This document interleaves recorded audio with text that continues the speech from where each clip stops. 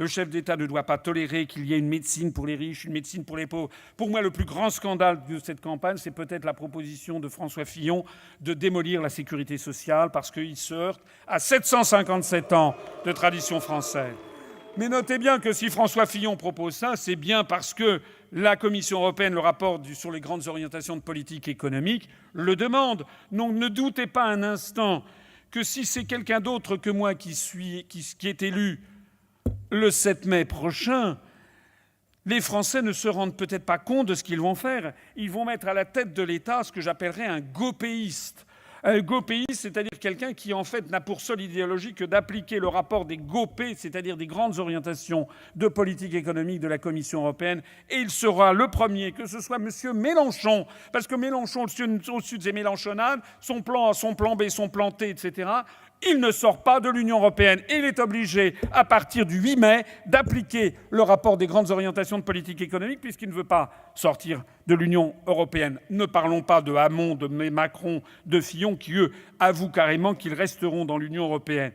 C'est la raison pour laquelle, moi, je ne suis pas un gopéiste. Moi, je veux mettre un terme à la destruction du modèle français. Le Frexit nous permettra de mettre un terme à la privatisation rampante de nos services publics, à les inscrire au contraire dans la Constitution française comme étant des services publics non privatisables par nature. Ça sera EDF, GDF, la SNCF, la Poste, Orange, les routes et les sociétés d'autoroutes, TF1, Télédiffusion de France, la sécurité sociale pour tous, les retraites par répartition.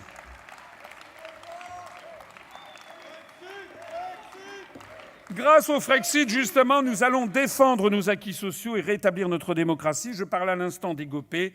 Ces GOPÉ sont prises en vertu de l'article 121 du TFUE qui impose une convergence des politiques économiques. C'est Madame Lagarde.